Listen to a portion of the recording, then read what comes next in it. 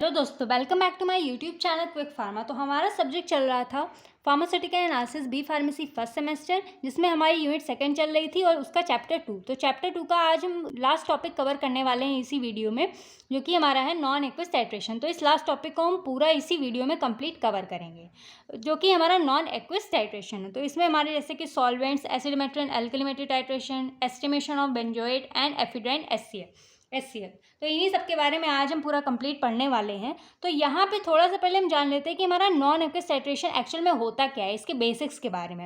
अब आप लोग सोचे होंगे कि अभी तक तो हमने एसिड बेस टाइट्रेशन के बारे में पढ़ा था, अभी नॉन एक्वस कहाँ से आ गया। इसमें कोई भी डिफरेंट नहीं है। इसमें हम नॉन एक्वस टाइट्रेशन में हम एसिड बेस टाइट्रेशन के बारे में ही पढ़ेंगे, कोई अलग टॉपिक नहीं डिस्कस करेंगे।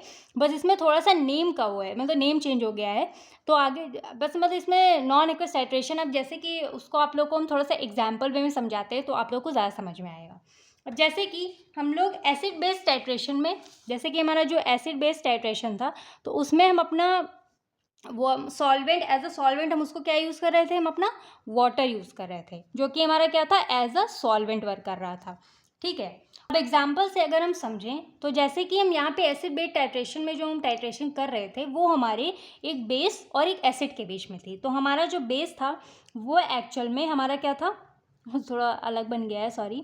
ये हमारा एक ब्यूरेट होता है जिसमें हमारा NaOH भरा हुआ है, जो कि हमारा एक नॉन सोल्यूशन था। ठीक है, नॉन सोल्यूशन होता है जिसकी हमें कंसंट्रेशन पता होती है, और ये हमारा एक बेस होता है। ठीक है, हमारा एक बेसिक होता है जो कि हमारा होता है NaOH, और ये हमारा जो कॉनिकल फ्लास्क में हम फिल करते थे वो हमारा क्या था, हमारा एक HCl था, जो कि हमारा एसिड था, जो कि हमारा क्या था, एसिडिक था। ठीक है, और ये हमारा एक अननोन सोल्यूशन था।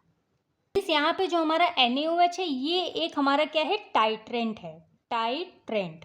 और जो हमारा HCl है ये हमारा है टाइट्रेंट। ठीक है, ये हमारा टाइट्रेंट होता है और ये हमारा टाइट्रेंट होता है। इसको हम एनालाइट के नेम से भी जानते हैं, बिकॉज एनालाइट मतलब जिसकी हम एनालिसिस कर रहे हैं, बिकॉज क्योंकि ये इसकी जो HCl की जो कंसनट्रेशन है ये अननोन है, इस सोल्यूशन की कंसनट्रेशन हमें नहीं पता है।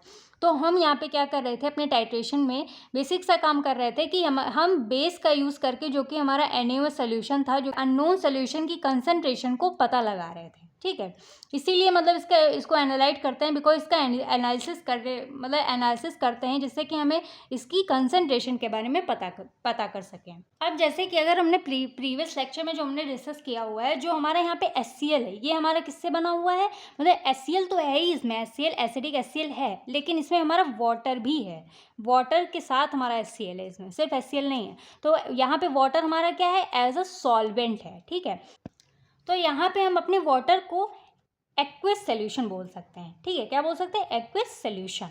अब जैसे यहाँ पे हम जो टाइट्रेशन कर रहे थे तो हमारा सॉल्वेंट बेसिकली हमारा क्या था, वाटर था। तो अगर कोई भी सोल्यूशन, अगर हम water as a solvent use करके सोल्यूशन बना रहे हैं, जैसे HCl प्लस वाटर, जब ऐसा सॉल्यूशन बना रहे हैं तो उसको हम क्या कहते हैं, एक्वस सोल्यूशन कहते हैं। इसमें तो कोई प्रॉब्लम थी नहीं। अब जैसे कि हमारा जो यहाँ पे एक्वस सोल्यूशन है वो हमारे किसमें, स्ट्रॉन्ग एसिड और स्ट्रॉन्ग बेस में, इसमें कोई प्रॉब्लम नहीं हो रही थी। मतलब कि जो हमारा स्ट्रॉन्ग एसिड है और जो स्ट्रॉन्ग बेस है, इसमें जब हम अपने वाटर एज अ सॉल्वेंट इसको हम जब मिला रहे थे तो इसमें कोई प्रॉब्लम नहीं हो रही थी। मतलब कि एक्वस सॉल्वेंट को जब हम मिला रहे थे तो इसमें तो कोई प्रॉब्लम थी नहीं, लेकिन क्योंकि यहाँ पे ये हमारे क्या हो रहे थे, अच्छे से डिसोसिएट हो रहे थे। डिसोसिएट मतलब कि जैसे हमारा HCl है, ये हमारा किस में डिसोसिएट हो रहा है, H प्लस Cl माइनस में, इसको कहते हैं डिसोसिएशन। ठीक है, तो ये हमारे प्रॉपर क्या हो रहे थे, डिसोसिएट हो रहे थे एक्वस सोल्यूशन में।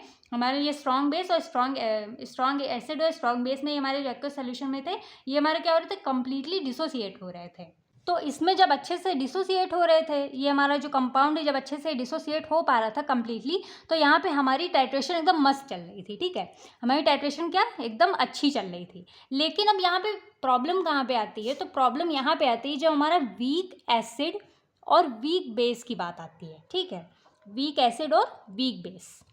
बिकॉज जो हमारा वीक एसिड और वीक बेस है ये हमारे एक्वस सोल्यूशन में पूरी तरीके से डिसोसिएट नहीं हो पा रहे थे, बिकॉज ये पार्शली डिसोसिएट हो रहे थे। अब पार्शली डिसोसिएट हो रहे थे मतलब कि जैसे हमारा एक्वस सोल्यूशन में, अब जैसे हमारा HCl है, ठीक है, तो ये हमारा इसमें जो एक्वस सोल्यूशन में हमारा क्या है, ये हमारा जो HCl है ये पूरी तरह से डिसोसिएट हो रहा था। जो डिसोसिएट जब हो रहा था तो ये वापस से कंपाउंड फॉर्म नहीं कर रहा था।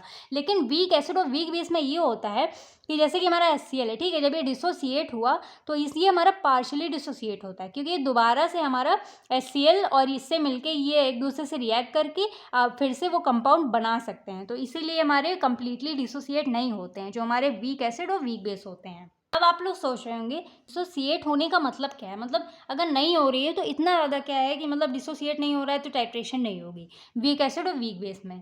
तो इसलिए होता है क्योंकि अगर ये कम्प्लीटली डिसोसिएट नहीं होते तो हमें अच्छा रिजल्ट मतलब रिजल्ट सही से देखने को नहीं मिलता है। अब उसका फंडा भी यहाँ पे हम समझ लेते हैं। बिकॉज जो हमारी टाइट्रेशन होती है इसके अंदर हमारी क्या होती है, न्यूट्रलाइजेशन रिएक्शन होती है। क्या होती है? Neutralisation reaction. अब मान लो जैसे हमने HCl प्लस NaOH को जब रिएक्ट करा एक दूसरे को तो ये हमारा क्या हो रहा है, यहाँ पे हमारा NaCl बन रहा है प्लस वाटर बन रहा है, ठीक है, तो वाटर तो हमारा निकल जाएगा। और जो NaCl है तो यहाँ पे हमारा क्या हो रहा है, एक टाइप से न्यूट्रलाइजेशन रिएक्शन हो रही है। न्यूट्रलाइजेशन रिएक्शन का मतलब होता है जब हमारा pH जो होता है जो हमारा 7 आ जाए, ठीक है, किसी भी सोल्यूशन का pH जब 7 आ जाता है that is known as neutralisation reaction, मतलब वो न्यूट्रल हो जाए। तो जब इसको इससे रिएक्ट करा रहे हैं, एसिड को बेस से रिएक्ट कराएंगे तो हमारा क्या हो रहा है, न्यूट्रलाइजेशन रिएक्शन हमारी फॉर्म हो रही है। अब जैसे कि ये जो हमारा HCl है ये हमारा किस में ब्रेक डाउन होता है, डिसोसिएट होता है, क्योंकि जब ये दोनों डिसोसिएट हो पा रहे हैं तभी तो हमारा न्यूट्रलाइजेशन रिएक्शन हो रही है, मतलब कि तभी तो हमारा NaCl बन पा रहा है। अब जैसे कि HCl जो है ये हमारा H प्लस आयन और Cl माइनस आयन में टूटता है, और जो हमारा NaOH है ये हमारा Na plus plus OH minus में टूटता है। अब यहाँ जो हमारा ये जो हमारा NaCl बना है तो ये इससे इसके साथ मिलके हमारा NaCl बनाता है और ये हमारा वाटर यहाँ से निकल जाता है, ठीक है। तो ये जो हमारा NaCl ये हमारा किसके डिसोसिएशन के बाद हमारा फॉर्म हुआ है NaCl।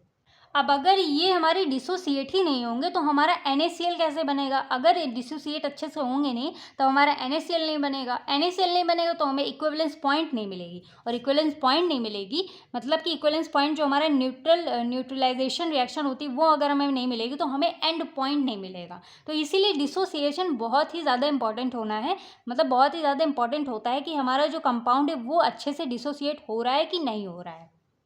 तो फिलहाल कहने का मतलब यही है कि जो हमारा एसिड है और जो हमारा बेस है वो अच्छे से डिसोसिएट होना चाहिए। अब जैसे कि जो हमारा स्ट्रॉन्ग एसिड और स्ट्रॉन्ग बेस है ये हमारे इसमें एक्वस सोल्यूशन में अच्छे से डिसोसिएट हो रहे हैं, ठीक है, लेकिन जो हमारा वीक बेस और वीक एसिड है, ठीक है, ये हमारे अच्छे से डिसोसिएट ही नहीं हो पा रहे हैं किसमें, हमारे एक्वस सॉल्वेंट में, मतलब कि हमारा स्ट्रॉन्ग और स्ट्रॉन्ग बेस स्ट्रॉन्ग एसिड हमारा डिसोसिएट हो रहा है, लेकिन जो हमारा वीक एसिड और वीक बेस है ये हमारे एक्वस सॉल्वेंट में डिसोसिएट नहीं हो पा रहे हैं। मतलब कि जो हमारा वीक एसिड और वीक बेस है जब अच्छे से एक्वस सॉल्वेंट में जब डिसोसिएट ही नहीं होते हैं तो हमें एंड पॉइंट ही नहीं मिलता है अच्छे से। तो अगर एंड पॉइंट नहीं मिलेगा तो हमें रिजल्ट कैसे सही से मिलेगा? तो इसी के लिए इस प्रॉब्लम को सॉल्व करने के लिए यहाँ पे हम नॉन एक्वस टाइट्रेशन का यूज़ करते हैं। तो आई होप आप लोग को इतना तो समझ गए होंगे कि हमारा नॉन एक्वस टाइट्रेशन क्यों इंपॉर्टेंट और क्यों मतलब किस बेसिस पे हमारा नॉन एक्वस टाइट्रेशन यहाँ पे आया। मतलब कि जो हमारा वीक एसिड है और वीक बेस है वो अगर एक्वस टाइट्रेशन में नहीं, एक्वस सॉल्वेंट में नहीं डिसोसिएट हो पा रहे हैं तो उसी के कारण हमारा यहाँ पे क्या आया, नॉन एक्वस टाइट्रेशन। तो चलिए अब हम यहाँ पे समझते हैं कि जो हमारा नॉन एक्वस टाइट्रेशन है उसने हमारे वीक एसिड और वीक बेस की डिसोसिएट ना होने के लिए, डिसोसिएट ना हो पाने के लिए अच्छे से उसने उसकी प्रॉब्लम कैसे सॉल्व की, मतलब वीक एसिड और वीक बेस की प्रॉब्लम हमारे नॉन एक्वस टाइट्रेशन ने कैसे सॉल्व किया। तो पहले तो आप लोग ये समझो कि हमारा जो नॉन एक्वस टाइट्रेशन है तो ये हमारा नॉन क्यों लगा हुआ है। तो नॉन एक्वस मतलब कि जहाँ पे जो हमारा एक्वस है वो हमारा नहीं है, मतलब जैसे जो हमारा वहाँ पे हमारा जो एक्वस सॉल्वेंट था वो हमारा वाटर था, तो नॉन एक्वस है तो यहाँ पे नॉन एक्वस है तो यहाँ पे हमारा सॉल्वेंट हमारा यहाँ पे वाटर नहीं होगा, मतलब वाटर नहीं होगा, वाटर की जगह कुछ भी हो सकता है, कोई भी सॉल्वेंट हो सकता है। तो उसको चलिए अब हम लोग यहाँ पे थोड़ा सा समझते हैं। अब इसको समझने के लिए हम यहाँ पे ब्रॉस्टेड-लियोट थ्योरी को यहाँ पे समझेंगे। इस फंडे को समझने के लिए हमें ब्रॉस्टेड-लियोट थ्योरी को यहाँ पे समझना पड़ेगा। तो चलिए उसको हम थोड़ा सा समझ लेते हैं पहले, मतलब कि वो क्या होता है। अब ब्रोस्टेड लॉर्ड थ्योरी के अकॉर्डिंग अगर हम समझें तो यहाँ पे जो हमारा एसिड होता है वो हमारे H+ आयंस को क्या करता है, डोनेट करता है। डोनेट मतलब किसी को देता है, डोनेट मतलब होता है डोनेट किसी को देना, एक्सेप्ट मतलब होता है किसी से कुछ लेना। और यहाँ पे जो हमारा बेस होता है वो क्या करता है, H+ आयंस को यहाँ पे एक्सेप्ट करता है, मतलब कि लेता है। तो जो यहाँ पे हमारा नॉन एक्वस टाइट्रेशन होता है वो ब्रोस्टेड लॉर्ड थ्योरी पे ही यहाँ पे काम करता है। तो अगर हम ब्रोस्टेड लॉर्ड थ्योरी के अकॉर्डिंग अगर हम वीक एसिड और वीक बेस की डेफिनेशन मतलब देना चाहें तो ये कह सकते हैं कि वीक एसिड जो हमारा होगा वो हमारे H+ आयंस को जल्दी डोनेट नहीं करना चाहेगा, और जो हमारा वीक बेस होगा वो H+ आयन को जल्दी एक्सेप्ट नहीं करना चाहेगा। यहाँ पे जो हमारा ब्रोस्टेड लॉर्ड थ्योरी जी थे तो उन्होंने उसके अकॉर्डिंग, थ्योरी के अकॉर्डिंग यही था कि जो हमारा वीक मतलब जो हमारा एसिड है वो हमारे H+ आयन को डोनेट करेगा और जो हमारा बेस है वो H+ आयन को एक्सेप्ट करेगा। लेकिन यहाँ पे वीक है, अब जैसे स्ट्रॉन्ग होता, अगर हमारा स्ट्रॉन्ग एसिड है तो वो हमारे H+ आयन को जल्दी से डोनेट करता, काफ़ी जल्दी डोनेट करता, और जो वीक बेस है वो हमारे H+ आयन को जल्दी से एक्सेप्ट करता है। लेकिन यहाँ पे जो वीक एसिड और वीक बेस का फंडा है, इसका मतलब ये है कि ये जल्दी हमारे डोनेट या फिर एक्सेप्ट नहीं करेंगे जो हमारे H+ आयंस हैं ब्रोस्टेड लॉर्ड थ्योरी के अकॉर्डिंग। ये हमारा ब्रोस्टेड लॉर्ड थ्योरी के अकॉर्डिंग हमारा इसका डेफिनेशन हो जाता है वीक एसिड और वीक बेस के लिए। अब यहाँ पे हम समझते हैं कि जो हमारा नॉन एक्वस टाइट्रेशन है, तो नॉन एक्वस टाइट्रेशन में ये ध्यान से समझिएगा कि ये इसका जो प्रिंसिपल होता है ये कहता है कि जो जैसे हमारा वीक एसिड है तो इसके लिए हम सॉल्वेंट यूज़ करेंगे स्ट्रॉन्ग बेस, और अगर हमारा वीक बेस है तो इसके लिए हम अपना सॉल्वेंट यूज़ करेंगे स्ट्रॉन्ग एसिड। जैसे कि ब्रोस्टेड लॉर्ड थ्योरी के अकॉर्डिंग जो हमारा वीक एसिड था ये हमारे H+ आयन को जल्दी डोनेट नहीं कर रहा था, ठीक है। लेकिन अब यहाँ पे जैसे इसकी जगह हम यहाँ पे हम स्ट्रॉन्ग एसिड अगर हम बेस ले लेते हैं as a solvent, weak acid है तो इसकी जगह हम मतलब कि सॉल्वेंट को हम स्ट्रॉन्ग बेस ले लेते हैं, तो हमारा जो स्ट्रॉन्ग बेस होगा वो हमारे क्या करेगा, वो हमारे H+ आयंस को जल्दी से एक्सेप्ट करेगा, ठीक है। मतलब कि एक तेज़ी से, क्योंकि ये हमारा स्ट्रॉन्ग है, जो हमारा बेस है वो हमारा स्ट्रॉन्ग है, तो ये हमारे H+ आयंस को जल्दी से एक्सेप्ट करेगा। मान लो जैसे हमारा वीक एसिड है, अगर ये थोड़ी सी, क्योंकि इसमें मतलब ऐसी प्रॉपर्टी होती है कि ये हमारे जल्दी डोनेट नहीं करता है, इसकी जो प्रॉपर्टी होती है बहुत स्लो होती है, और ये हमारे जो स्ट्रॉन्ग बेस होते हैं ये काफ़ी जल्दी इनका मतलब ये एक्सेप्ट करने के लिए, तो ये क्या करता है, मतलब जो वीक एसिड होता है ये हमारे जब जल्दी थोड़ा सा डोनेट अगर जल्दी करने लगे तो हमारा जो स्ट्रॉन्ग बेस होगा ये हमारे H+ आयंस को जल्दी एक्सेप्ट करेगा, मतलब अपनी तरफ खींचेगा अपने ये H+ आयंस को। अब यहाँ पे वीक एसिड जो है ये हमारे डोनेट कर रहा है, मतलब एक्सेप्ट नहीं कर रहा है, लेकिन अगर हम यहाँ पे सॉल्वेंट एज अ सॉल्वेंट अगर स्ट्रॉन्ग बेस यूज़ कर रहे हैं तो ये हमारे H+ आयंस को क्या करता है, एक्सेप्ट करता है काफ़ी तेज़ी से, मतलब अपनी तरफ खींचता है। अब जैसे कि जो हमारा वीक एसिड है ये हमारे H+ आयंस को जल्दी डोनेट नहीं कर रहा है, मतलब लेकिन जो हमारा स्ट्रॉन्ग बेस है हमारे H+ आयंस को एक्सेप्ट करने की प्रॉपर्टी रखता है, मतलब जल्दी एक्सेप्ट करने की प्रॉपर्टी रखता है, मतलब ये डोनेट नहीं कर रहा है, लेकिन हमारा जो स्ट्रॉन्ग बेस है हमारे H+ आयंस को बहुत मतलब अपनी तरफ खींच रहा है।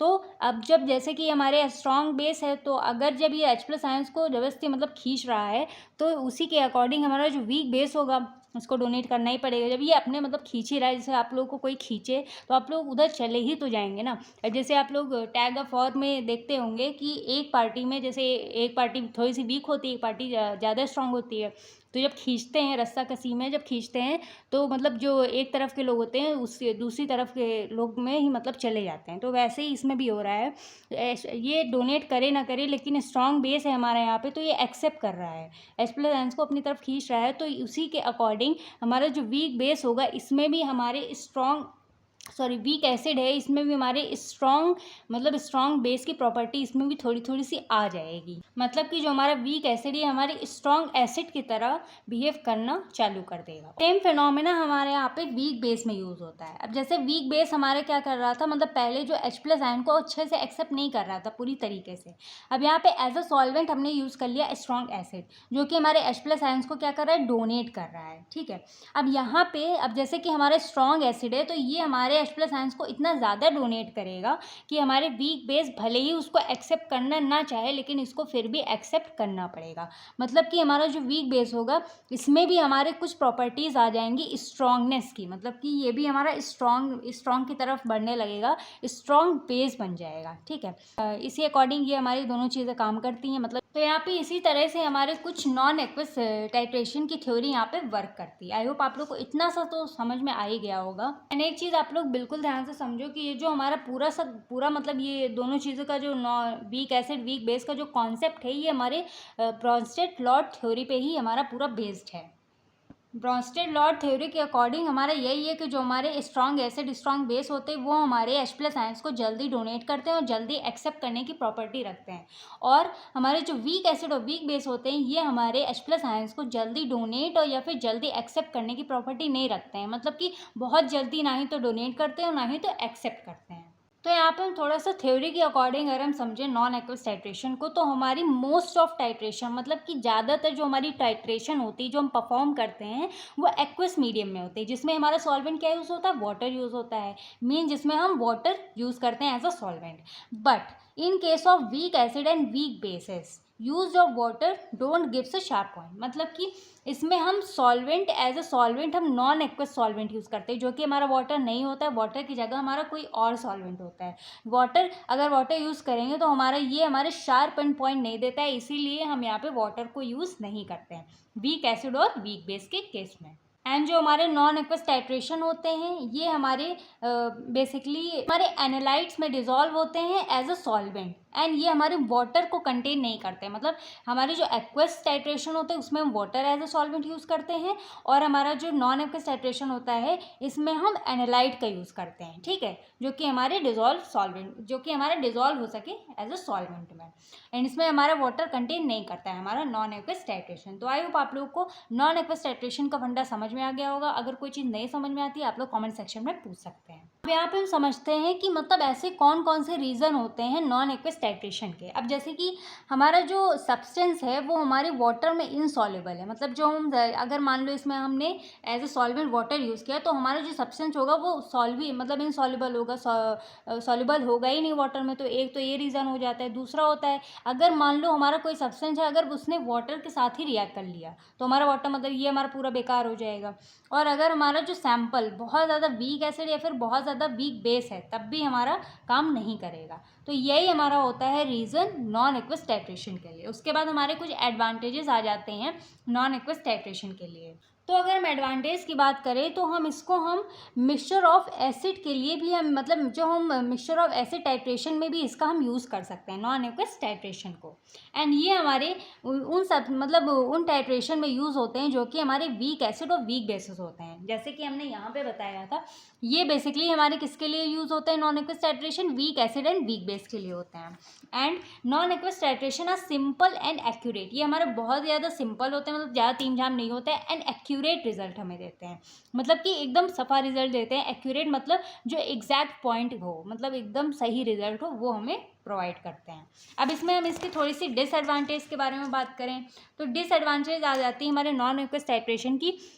ये हमारे मतलब नॉन एक्वस टाइट्रेशन में जो हमारे सॉल्वेंट यूज़ करते हैं, इसमें वाटर तो यूज़ नहीं करेंगे, वो हमारे जनरली थोड़े से एक्सपेंसिव होते हैं, मतलब महंगे होते हैं। एंड सेकेंड आता है volatile solvent can pollute environment. अब जैसे कि हम वाटर यूज़ कर रहे थे अपने एक्वस टाइट्रेशन में, तो वो हमारे इन्वायरमेंट को पोल्यूट नहीं कर रहा था। मतलब वो कोई केमिकल या फिर ऐसा कोई सब्सटेंस तो है नहीं जो कि हमारे इन्वायरमेंट को नुकसान पहुंचाए। तो इसमें हमारे कुछ वोलेटाइल सॉल्वेंट होते हैं जो कि हमारे इन्वायरमेंट को पोल्यूट करते हैं, जिससे कि हमारे इन्वायरमेंट को मतलब कि दिक्कत हो सकती है। एंड थर्ड आता है indicator must be prepared in non aqueous medium. इसमें हमारा जो इंडिकेटर होता है वो हमारे नॉन एक्वस मीडियम में बनाया जाता है।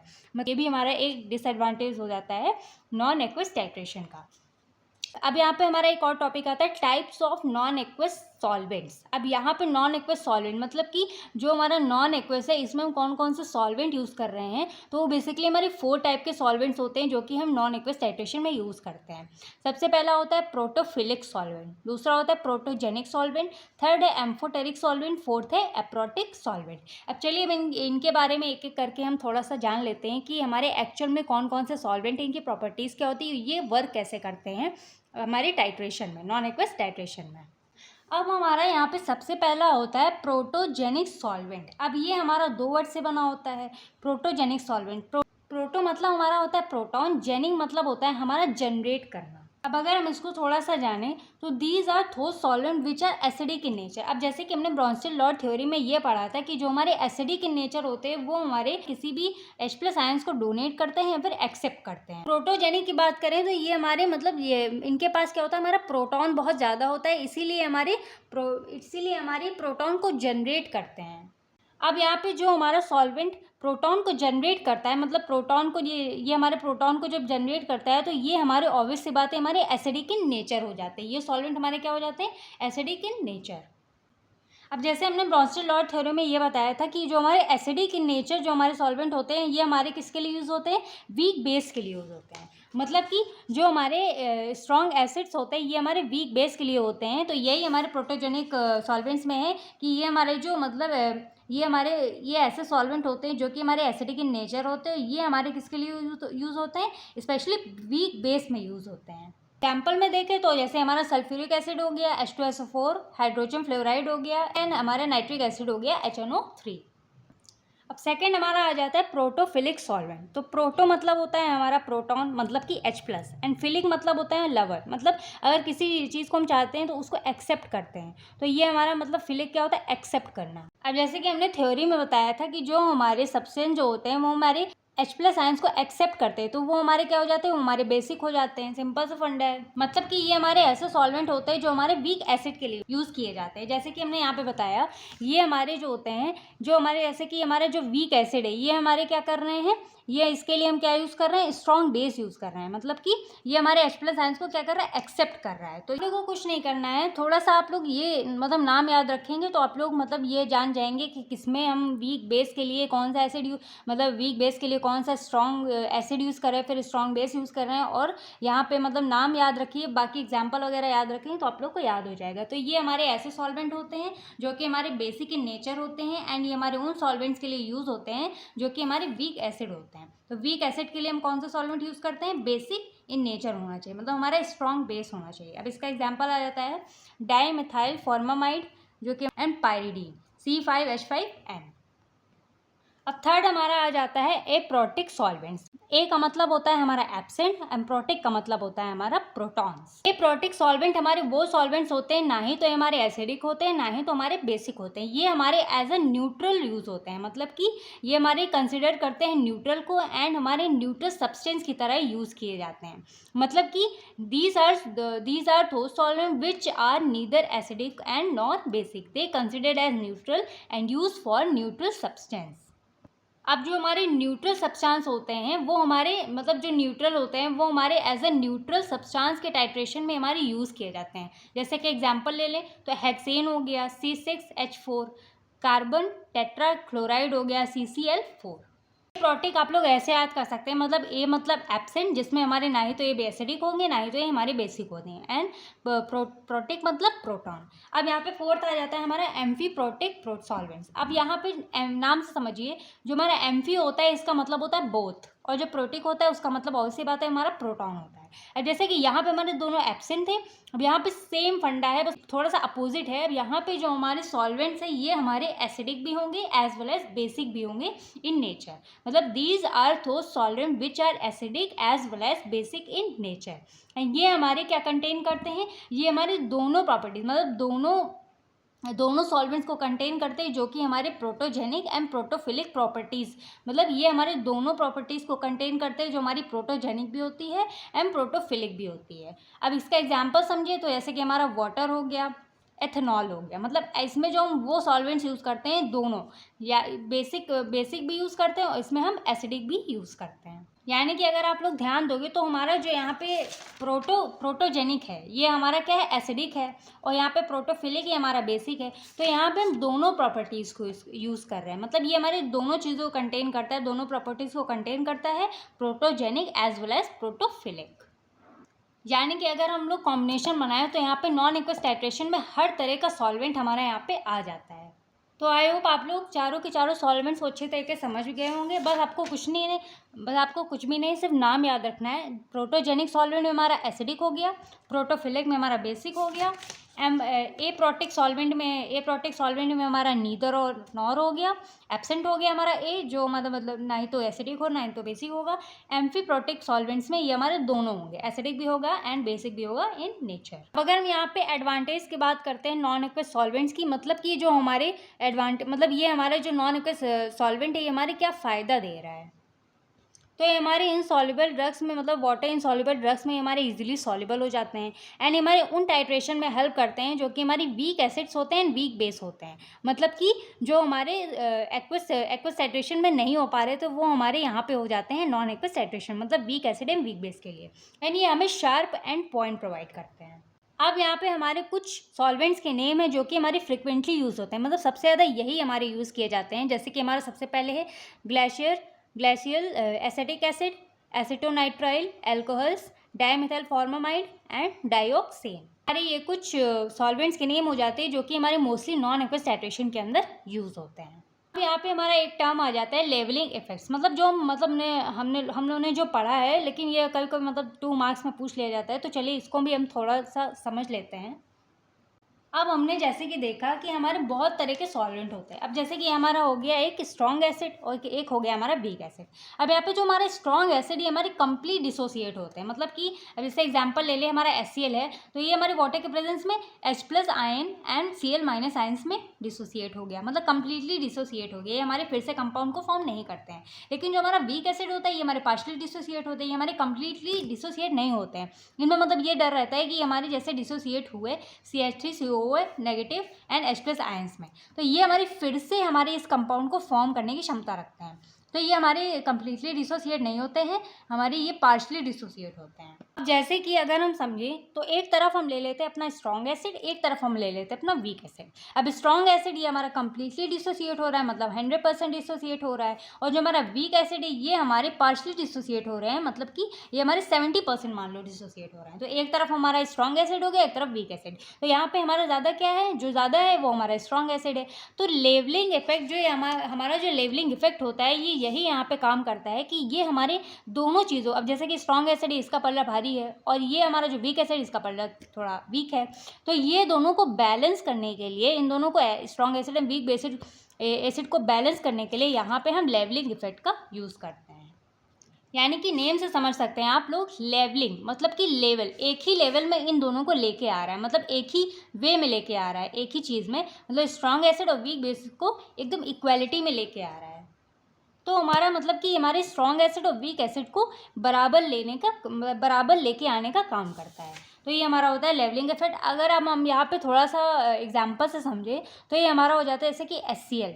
अब जब हम HCl को वाटर में डिसॉल्व करते हैं तो ये हमारे किस में डिसोसिएट होता है, H+ ions and Cl- ions में डिसोसिएट हो जाता है, मतलब कि हमारा 100% ये हमारा डिसोसिएट हो गया।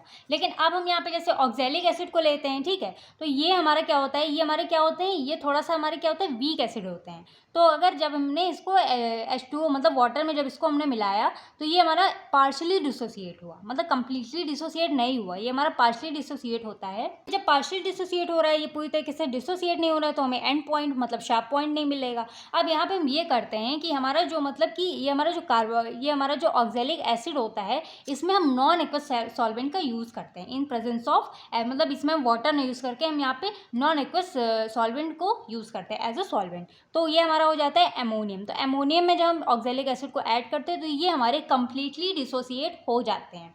इसी स्ट्रॉन्ग एसिड की तरह ये हमारे वीक एसिड भी हमारे नॉन एक्वस सॉल्वेंट में कंप्लीटली डिसोसिएट हो जाते हैं, मतलब कि पार्शली नहीं, ये हमारे कंप्लीट डिसोसिएशन करते हैं, कंप्लीट डिसोसिएट हो जाते हैं हमारे 2 carboxylic acid and 2 H+ ions में। तो यहाँ पे हमारा लेवल इफेक्ट में यही होता है कि हमारे यहाँ पे हम क्या करते हैं, दोनों चीज़ों को मतलब दोनों चीज़ों को बराबर लेके आते हैं, strong acid and weak acid को। अभी हमने किया कैसे, यहाँ पे हमने by using non aqueous solvent, यहाँ पे हमने वाटर की जगह एक्वस सॉल्वेंट की जगह यहाँ पे हमने क्या यूज़ किया, नॉन एक्वस सॉल्वेंट का यूज़ किया, जो कि हमारा एमोनियम है। इसी के हेल्प से हमारा जो ऑक्जेलिक एसिड ये हमारा कंप्लीटली डिसोसिएट हो गया। तो यही हमारा कहलाता है लेवलिंग इफेक्ट। आई होप आप लोग को इतना समझ में आ गया होगा। यहाँ से अगर हम थोड़ा सा समझें तो यहाँ पे ये हमारे वो लेवल होते हैं जो वो लेवल होते हैं जो कि हमारे एसिडिटी और बेसिसिटी को एक लेवल में लेके आते हैं, मतलब बराबरी में लेके आते हैं, चाहे वो एसिड हो चाहे वो बेस हो। एंड ये हमारे उन इफेक्ट्स को रेफर करता है, उन इफेक्ट्स और सॉल्वेंट को रेफर करता है जिसकी प्रॉपर्टी सेम होती है, मतलब एसिड भी होती है और बेस भी होती है।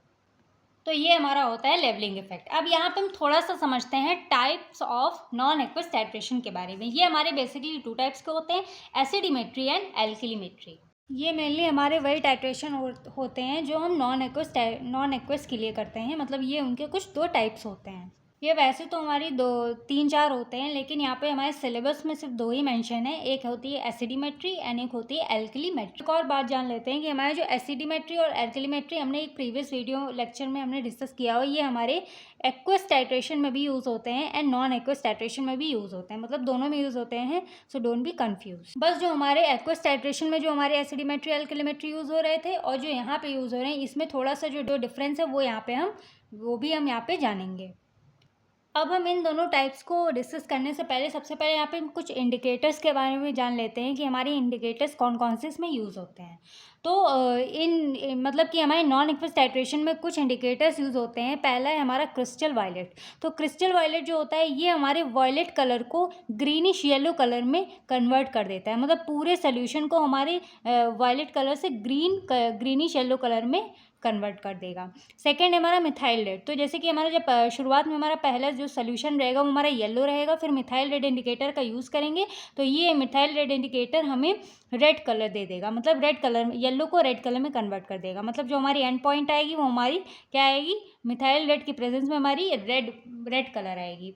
और थर्ड है हमारा नेप्थॉल बेंजोइन। तो जो है नेप्थॉल बेंजोइन है ये हमारे येलो कलर को ग्रीन कलर में कन्वर्ट कर देगा। फोर्थ है हमारा थाइमोल ब्लू। तो थाइमोल ब्लू जो होता है ये हमारे पिंक सोल्यूशन को ब्लू कलर में कन्वर्ट कर देता है। तो ये हमारे कुछ इंडिकेटर्स होते हैं जो कि हमारे नॉन एक्वस टाइट्रेशन में यूज़ किए जाते हैं। तो इंडिकेटर हमें समझ में आ गया। अब हम यहाँ पे सबसे पहले टाइप के बारे में बात करते हैं जो कि हमारा है एसिडिमेट्री।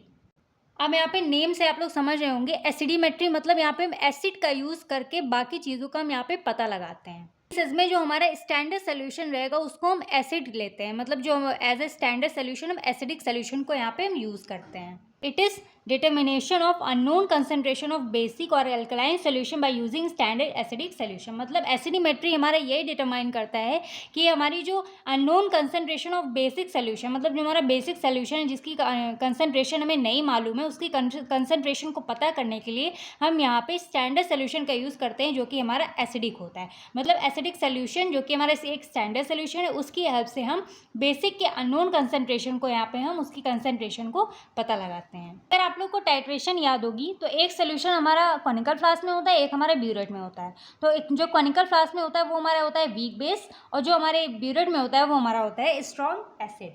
मतलब कि ये हमारा जो कॉनिकल फ्लास्क में जो सोल्यूशन है वो हमारा अननोन होगा जिसकी कंसंट्रेशन हमें नहीं पता है, मतलब कि वीक बेस। यहाँ पे जो हमारा बेसिक है ये हमारे कॉनिकल फ्लास्क में होगा और जो हमारी स्ट्रॉन्ग एसिड है जो कि हमें नोन है, मतलब जो हमारा स्टैंडर्ड एसिडिक सोल्यूशन है वो हमारे ब्यूरेट में फिल होता है जिसकी कंसंट्रेशन हमको मालूम होती है। अब जो हमारा एसिडिमेट्री है आपको बस इतना याद रखना है कि नीचे हमारा पे होगा बेस, मतलब वीक बेस जो कि हमारा अननोन है, और ऊपर होगा ब्यूरेट में हमारा होगा स्ट्रॉन्ग एसिड जो जिसकी कंसंट्रेशन हमको पता है। अब एक बात और जान लेते हैं, अगर एसिडिमेट्री एल्किलीमेट्री इन डेफिनीशन मतलब अगर आता है टू मार्क्स में तो आप लोग मतलब थोड़ा सा लिख सकते हैं इतना इसकी डेफिनीशन। अगर ये थोड़ा सा लॉन्ग में आ जाता है लाइक 7 मार्क्स या फिर 10 मार्क्स में तो आपको यहाँ पे थोड़ा सा ब्रीफ डिस्कस करना है, वहाँ पे ब्रीफ इंट्रो देना है। बाकी थोड़ा सा ये आप लोग बना देंगे तो थोड़ा अट्रैक्टिव लगेगा और आप लोग को मार्क्स गेन करने में काफ़ी ज़्यादा हेल्प होगा।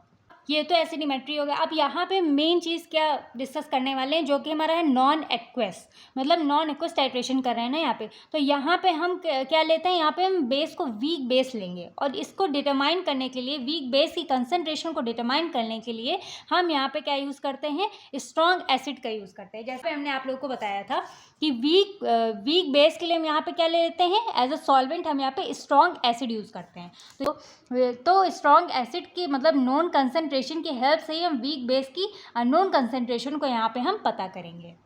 तो यहाँ पे जो वीक बेस ले रहे हैं वो हमारा अननोन रहेगा और यहाँ स्ट्रॉन्ग एसिड जो होगा वो हमारा नोन रहेगा। तो जब यहाँ पे हम strong acid and weak base के जब बीच में टाइट्रेशन कराते हैं तो वो हमारा कहलाता है एसिडिमेट्री इन नॉन एक्विस टाइट्रेशन। अब यहाँ पे थोड़ा सा ये जान लेते हैं कि इसमें हमारे कुछ सैम्पल्स यूज़ होते हैं। तो वो हमारे हो गए एफेड्राइन हो गया, मॉर्फिन हो गया, एड्रेनलिन, कैफीन एक्सेट्रा।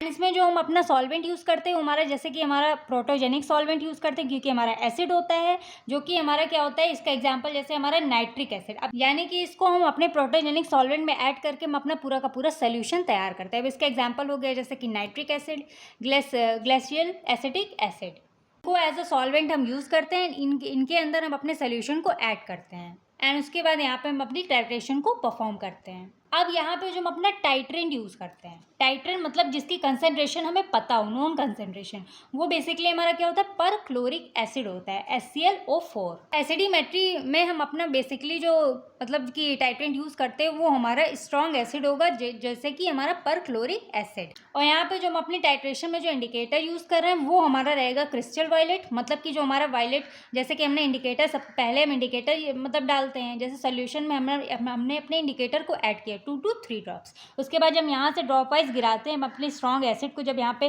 पर क्लोरिक एसिड यहाँ पे जब ड्रॉप वाइज यहाँ पे हमारे कॉनिकल फ्लास्क में गिरता है तो ये क्या करता है, ये अपना कलर एक एंड पॉइंट जब हमारे मतलब टाइट्रेशन कंप्लीट हो जाती है तो ये हमें वॉयलेट कलर से लाइट ग्रीन कलर में कन्वर्ट करके हमें सोल्यूशन दे देता है हमारा इंडिकेटर। ये हमारा होता है कुछ एसिडिमेट्री के बारे में। आई होप आप लोग को इतना सा फंडा समझ में आ गया होगा। तो अब हम अगर बात करते हैं हम अपने एल्किलीमेट्री के बारे में। अब एल्किलीमेट्री में कुछ नहीं करना है, जैसे कि हमने एसिडिमेट्री पढ़ा है बस उसका अपोजिट कर देना है यहाँ पे। अब जैसे कि यहाँ पे जो हम टाइट्रेशन करेंगे तो ये हमारी क्या होगी, जो जिसकी कंसंट्रेशन हमें नहीं पता होगी वो हमारा क्या होगा, यहाँ पे एसिडिक सोल्यूशन होगा। और जिसकी जिसकी कंसंट्रेशन हमें पता होगी वो हमारा जो स्टैंडर्ड सोल्यूशन होगा वो हमारा क्या होगा, बेसिक सोल्यूशन।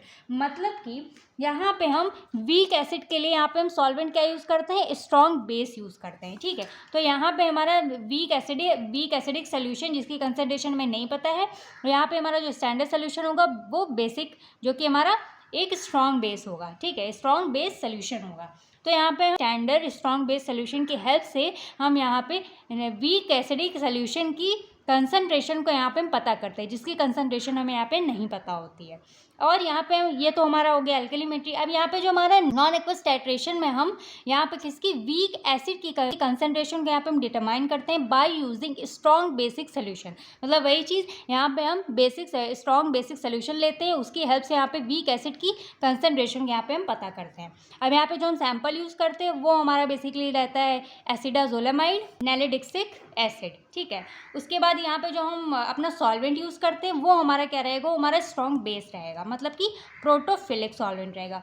वहाँ पे हमारा क्या था, प्रोटोजेनिक सॉल्वेंट था, वो हमारा एसिड था। यहाँ पे हमारा प्रोटोफिलिक सॉल्वेंट रहेगा जो कि हमारा बेस है।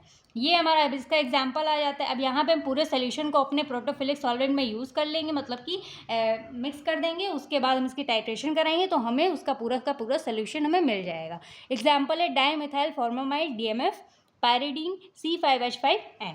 अब यहाँ पे जो हम वीक एसिड लेंगे वो अपने कॉनिकल फ्लास्क में लेंगे जो कि हमें जिसकी कंसंट्रेशन हमको नहीं मालूम है।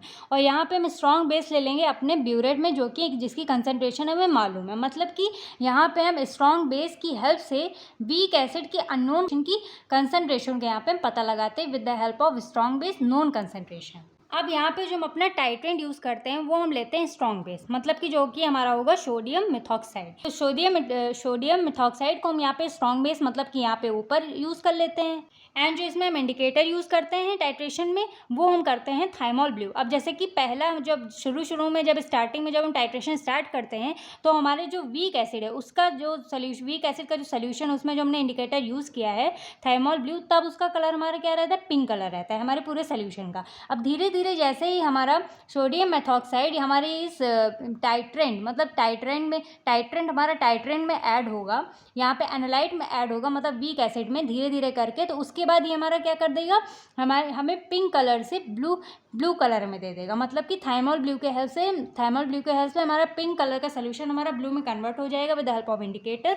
बिकॉज यहाँ पे हमारा जो स्ट्रॉन्ग बेस है जब यहाँ पे ऐड होता जाएगा हमारे वीक एसिड में, तो हमारा जो वीक एसिड है वो हमारे स्ट्रॉन्ग एसिड में थोड़ा थोड़ा कन्वर्ट होने लगेगा। उसके बाद हमारे जैसे ही हमें ब्लू कलर मिलेगा तो हम जान जाएंगे कि हाँ हमारी जो टाइट्रेशन है, जो प्रोसेस है, वो हमारी पूरी कंप्लीट हो चुकी है। बस आपको यहाँ पे दो ही चीज़ याद रखनी है, मतलब कि अगर हम एल्केलीमेट्री कर रहे हैं तो इसमें हमारा जो अननोन कंसंट्रेशन, जिसकी कंसंट्रेशन हमें नहीं पता होगी, वो हमारा हो गया एसिडिक वीक एसिड होगा। और जो हम यहाँ पे स्टैंडर्ड यूज़ कर रहे हैं वो हमारा जो एसिड के लिए, वीक एसिड के लिए जो हम यहाँ पे स्टैंडर्ड सोल्यूशन ऐड करेंगे वो हमारा होगा स्ट्रॉन्ग बेस होगा। और एसिडीमेट्री में हमारा क्या था, यहाँ पे क्या करते हैं, वीक बेस के लिए हम अपना स्ट्रॉन्ग एसिड यूज़ करते हैं।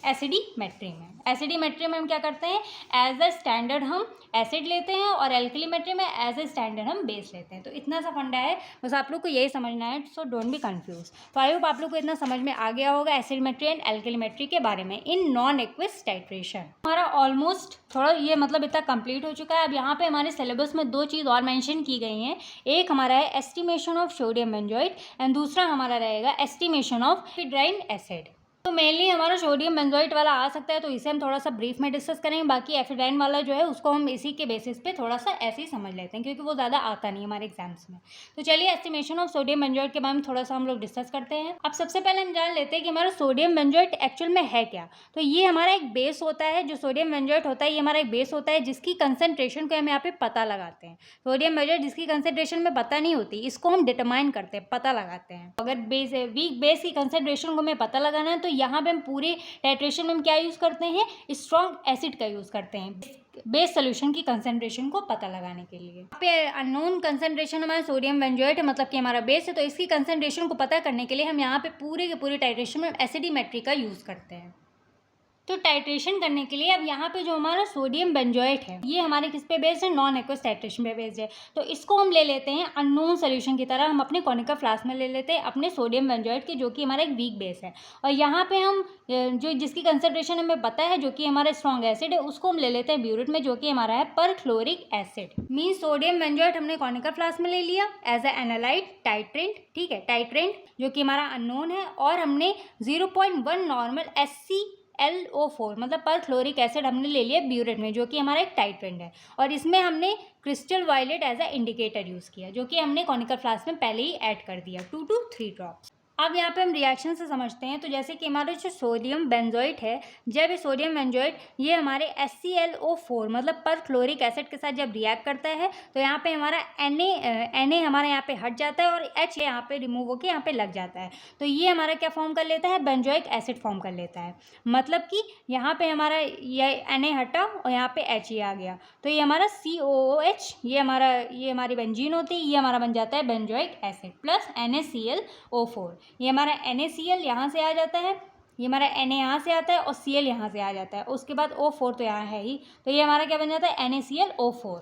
और जो बेंजोइक एसिड होता है ये हमारा एक एसिड है। तो अगर ये जब ये हमारा बेस में कन्वर्ट होता है, अब जो हम यहाँ पे इंडिकेटर मतलब यूज़ कर रहे हैं, पहले तो वो हमारा वॉयलेट कलर में होता है, लेकिन जैसे ही हमारा ये मतलब कि जैसे ही हमारा जो सोडियम बेंजोएट है जब ये बेस हमारे एसिडिक में कन्वर्ट होगा, बेंजोइक एसिड में कन्वर्ट होगा, तब इसका हमें कलर चेंज मिलेगा। मतलब कि हमारा वॉयलेट कलर था वो हमारा पूरा का पूरा सोल्यूशन हमारे लाइट ग्रीन में कन्वर्ट हो जाएगा। मतलब वो हमारा बेंजोइक एसिड जो हमारा बेस है वो हमारे एसिड में कन्वर्ट हो जाएगा। उसके बाद हमारा जो वॉयलेट कलर वो हमें क्या दे देगा, लाइट ग्रीनिश कलर दे देगा। इसका मतलब फिर हमारी जो टाइट्रेशन है वो हमारी पूरी कंप्लीट हो जाएगी। अब यहाँ पे हम प्रिपरेशन अगर समझते हैं तो सबसे पहले यहाँ पे हम परक्लोरिक एसिड को फॉर्मेशन प्रिपरेशन करेंगे, तब यहाँ पे हमारी जो मतलब रिएक्शन होगी वो हम मान के चलो हमारी कंप्लीट होगी, मतलब जो हमारी टाइट्रेशन है। परक्लोरिक एसिड बनाने के लिए हम यहाँ पे ग्रेजुअली 8.5 ml यहाँ पे परक्लोरिक एसिड लेते हैं। उसके बाद उसको हम 900 ml ऑफ ग्लाइसिल एसिटिक एसिड में उसको हम डिजोल्व कर देते हैं एंड कंटिन्यूसली उसको स्टिर किया करते हैं, मतलब कि उसको राउंड राउंड घुमाया करते हैं। फिर जो स्टिरर होता है उसके साथ स्टिर किया करते हैं और उसके बाद हम उसमें ऐड कर देंगे 30 ml of acetic anhydride and उसको हम यानी कि जो हमारा ग्लाइसियल एसिटिक एसिड है उसको हम 1000 ml तक उसको हम उसकी वॉल्यूम को हम बढ़ा देंगे। अब उसको हम 24 आवर्स के लिए उसको हम रख देंगे। उसके बाद फिर नेक्स्ट डे हम इसको फिर इस सोल्यूशन को हम यूज़ करते हैं। फिर हमारा जो पर क्लोरिक एसिड मतलब HClO4 होता है 0.1 का, ये हमारा पूरा कंप्लीट बन जाता है। अब यहाँ पे हम थोड़ा सा प्रोसीजर के बारे में समझते हैं। तो जो हमारा यहाँ पे बेस होगा मतलब सोडियम बेंजोएट, इसको हम पूरे स्ट्रॉन्ग एसिड में कन्वर्ट करने वाले हैं। तो उसके लिए हम 0.25 gram of sodium benzoate and इसको हम डिजोल्व कर देंगे 20 ml of glacial acetic acid में, जो कि हमारा एज अ सॉल्वेंट वर्क करेगा। इसमें हम अपने 0.25 ग्राम ऑफ सोडियम बेंजोएट को डिजोल्व कर देंगे 20 ml of glacial acetic acid में। उसके बाद हम मतलब कि अगर ये हमारा अच्छे से मिक्स नहीं होता है तब, अगर इसकी रिक्वायरमेंट है, अगर मिक्स नहीं हो रहा है तब इसको अच्छे से थोड़ा सा इसको हम वार्म कर देंगे मतलब गर्म कर देंगे। उसके बाद हम इसको ठंडा करके उसमें 2 से 3 ड्रॉप मतलब 2 to 2 ड्रॉप डालते हैं हम अपने क्रिस्टल वॉयलेट इंडिकेटर के। मतलब कि ये जो हमारा सोल्यूशन है इसमें हम क्या करते हैं, जब इसको हम कूल करके जब यहाँ पे हम रखते हैं तो इसमें हम क्या ऐड करते हैं, अपने क्रिस्टल वॉयलेट इंडिकेटर को यहाँ पे 2 to 2 ड्रॉप यहाँ पे हम ऐड कर देते हैं। जब इंडिकेटर हम ऐड करेंगे तो ये हमारा वॉयलेट कलर में रहेगा, ठीक है। उसके बाद जब यहाँ पे अपनी टाइट्रेशन यहाँ पे स्टार्ट मतलब ये हमारा स्टॉपर रहता है, जब अपनी टाइट्रेशन स्टार्ट करते हैं तो ये हमारा जो परक्लोरिक एसिड है, जो कि हमारी इसकी कंसंट्रेशन में पता है, ये हमारे ड्रॉप वाइज हमारे कॉनिकल फ्लास्क में मतलब सोडियम बेंजोएट में ऐड होता जाएगा। उसके बाद ये हमारा परक्लोरिक एसिड हमारे सोडियम बेंजोएट में ऐड होता जाएगा। उसके बाद जब हमें ये वॉयलेट कलर हमारे जब लाइट ग्रीन कलर में कन्वर्ट हो जाएगा तब हम यहाँ पे स्टॉपर को बंद कर देंगे और यहाँ पे जो रीडिंग आएगी उसको लेके हम अपने फॉर्मूला पे पुट कर देंगे। उसके बाद हमारा आंसर हमको मिल जाएगा। तो इस तरह से हमारी पूरी टाइट्रेशन होती है। उसके बाद हम प्रोसीजर जब हमारा पूरा कंप्लीट हो जाता है, टाइट्रेशन कंप्लीट हो जाती है, उसके बाद हम यहाँ पे कैलकुलेशन करते हैं। ये हमारा पूरा का पूरा फॉर्मूला दिया गया है, ये तो आपको मस्ट है याद करना, तभी आप लोग इसकी कैलकुलेशन कर पाएंगे। अब जो हमारा मॉलिक्यूलर वेट होता है सोडियम बेंजोएट का, वो हमारा इतना होता है 144.1 ग्राम। उसके बाद जो हमारा 1 ml ऑफ 0.1 सोडियम होता है, 1 सोडियम बेंजोएट होता है, जो 1 ml में हमारे इतना निकला है, वो हमारा क्या है 0.01441 ग्राम। अब यहाँ पे जब हम प्योरिटी चेक करते हैं अपने सोडियम बेंजोएट की, तो यहाँ पे हम पहले ले लेते हैं वॉल्यूम ऑफ HClO4, मतलब कि जो हमारा एसिड परफ्लोरिक एसिड हमने कितना यूज़ किया है, जिस हिसाब से हमारी कैलकुलेशन में, अगर हम जैसे ऊपर जो ब्यूरेट में हमारा क्या फिल था, परफ्लोरिक एसिड फिल था, तो जितना उसकी वॉल्यूम यूज़ हुई है वो यहाँ पे हम लिख लेते हैं। एन जो कि हमारी नॉर्मेलिटी है, मतलब कि 0.1 एन, ये हमारी परक्लोरिक एसिड की नॉर्मेलिटी है, वो यहाँ पे हम लिख देंगे एन ऑफ HClO4। उसके बाद इसको हम मल्टीप्लाई कर देंगे किससे, 1 ml of 0.1 normal sodium benzoate से। इसको यहाँ पे हम इंटू करेंगे, उसके बाद इसको मल्टीप्लाई कर देंगे 100 से। उसके बाद नीचे हमारा आ जाएगा जो हमारा सोडियम बेंजोएट का जो हमारा वेट है, मतलब कि 144.1, ये हमारे यहाँ पे आ जाएगा, उसको इंटू कर देंगे हम 0.1 से, और जो भी इसका आंसर आएगा वो यहाँ पे हम लिख लेंगे। तो इस तरह से हमारी पूरी टाइट्रेशन होती है एंड इसकी कैलकुलेशन होती है। आई होप आप लोग को इतना तो समझ में आ गया होगा। सेकंड हमारा है एस्टिमेशन ऑफ एफिड्राइन HCl। इसमें भी हमारा एकदम सेम ही है सोडियम बेंजोएट की तरह, बस यहाँ पे डिटर्मिनेशन करते हैं एफिड्राइन HCl की, मतलब यहाँ पे जो अननोन कंसंट्रेशन वो हमारा क्या रहेगा एफिड्राइन HCl, जिसकी कंसंट्रेशन को यहाँ पे हमें पता लगानी है। अब टाइट्रेंट हमारा होगा परक्लोरिक एसिड HClO4, जो हम ऊपर यूज़ कर रहे हैं, ठीक है, और नीचे हम क्या यूज़ करेंगे एफिड्राइन HCl। तो यहाँ पे ये हम जाने गए हैं कि परक्लोरिक एसिड कैसे हमारा बनता है, और जो इंडिकेटर होगा वो हमारा होगा crystal violet, as a indicator हम यूज़ कर लेते हैं। एंड जो हमारा एफिड्राइन HCl है ये भी हमारा एसिडीमेट्री के अंदर आता है, क्योंकि यही सैंपल हम इसमें यूज़ करते हैं अपने एसिडीमेट्री में। अब यहाँ पे हम प्रोसीजर समझें तो यहाँ पे हम 0.5 ग्राम ऑफ एक्यूरेटली वे करेंगे अपने एफिड्राइन HCl को, जिसको हम डिजोल्व कर देंगे 25 ml ऑफ ग्लेशियल एसिड में, ठीक, एसिडिक एसिड में। एंड उसके बाद उसमें हम ऐड करेंगे 10 ml of mercuric acetate solution, and उसको अच्छे से हम शेक करेंगे, फिर हमारे पूरा एक सोल्यूशन तैयार हो जाएगा। अब यहाँ पे हम अपनी टाइट्रेशन करते हैं, यहाँ पे मतलब कि 0.1 परक्लोरिक एसिड यूज़ करते हैं ऊपर, और उसके बाद जो हमारा नीचे रहेगा वो हमारा एफिड्राइन HCl रहेगा, जो कि हमारा कॉनिकल फ्लास्क में रहेगा। उसके बाद वो ड्रॉप वाइज गिरेगा, फिर यहाँ पे जो इंडिकेटर है वो हम वायलेट क्रिस्टल वायलेट यूज़ करना है। उसके बाद जब वो कन्वर्ट हो जाएगा लाइट ग्रीन कलर में, वो हमारे एक्ट करेगा एज ए एंड पॉइंट, फिर हमें पता चल जाएगा कि हमारी टाइट्रेशन है वो हमारी पूरी की पूरी कंप्लीट हो चुकी है। फिर उसके बाद हम अपने यहाँ पे कैलकुलेशन करते हैं, तो यहाँ पे each ml of perchloric acid हमारा कितना आ जाता है 0.02017 ग्राम ऑफ एफिड्राइन HCl। उसके बाद जब एफिड्राइन HCl की प्योरिटी को चेक करते हैं तो वॉल्यूम ऑफ HClO4 को यहाँ पे हम लिख लेते हैं, मतलब कि कितना वॉल्यूम ऑफ हमने परक्लोरिक एसिड यूज़ किया है, अपने टाइट्रेंट जो यूज़ किया है उसकी वॉल्यूम यहाँ पे लिख लेंगे। नंबर यहाँ पे नॉर्मेलिटी हमारी आ जाती है, नॉर्मेलिटी ऑफ परक्लोरिक एसिड वो 0.1 एन आ जाएगी। उसके बाद इसको हम इंटू कर देते हैं परक्लोरिक एसिड जो जितना हमने यूज़ किया है, ये उसके बाद इंटू करेंगे 100 से। फिर यहाँ पे नीचे हमारा आ जाएगा वेट ऑफ सैंपल, एफिड्राइन HCl हमने कितना कॉनिकल फ्लास्क में लिया था वो, उसके बाद इंटू कर देंगे 0.1 से। फिर हमारा जो आंसर आएगा वो हमारा कंप्लीट आंसर हो जाएगा। ठीक है, अब यहाँ पे हमारी पूरी कैलकुलेशन हो गई। ये हमारा होता है एस्टिमेशन ऑफ एफिड्राइन HCl। उसके बाद हमारा आ जाता है क्वेश्चन, मतलब हम कौन कौन से प्रिकॉशन ले सकते हैं, कौन कौन से हमें प्रिकॉशंस लेने हैं। हमारा एकदम ड्राई एंड क्लीन होना चाहिए, एकदम साफ़ सुथरा होना चाहिए, एंड हमारे नॉन एक्वस सॉल्वेंट में ये हमारे केयरफुली हैंडल होने चाहिए, मतलब कि इसको हम अच्छे से हैंडल करें, अच्छे से यूज़ करें। तो आई होप आप लोग को ये इतना समझ में आ गया होगा हमारे पूरे नॉन एक्वस टाइट्रेशन के बारे में। अगर कोई चीज़, कोई टर्म नहीं समझ में आए आप लोग कमेंट सेक्शन में पूछ सकते हैं। So thank you for watching my video and do like, share, comment and subscribe to my YouTube channel. And ये आप लोग इस वीडियो को बिल्कुल भी स्किप मत करें, क्योंकि इसमें से हमारे मोस्टली 10 मार्क्स में क्वेश्चंस आते हैं। एसिडिमेट्री एंड एल्कलीमेट्री नॉन एक्वस टाइट्रेशन में भी इंपॉर्टेंट है, एक्वस टाइट्रेशन में भी इंपॉर्टेंट, बस आप लोग को टर्म समझना है। एंड इसमें जो हमारा एस्टिमेशन ऑफ सोडियम बेंजोएट है ये हमारा बहुत ज़्यादा इंपॉर्टेंट हो जाता है।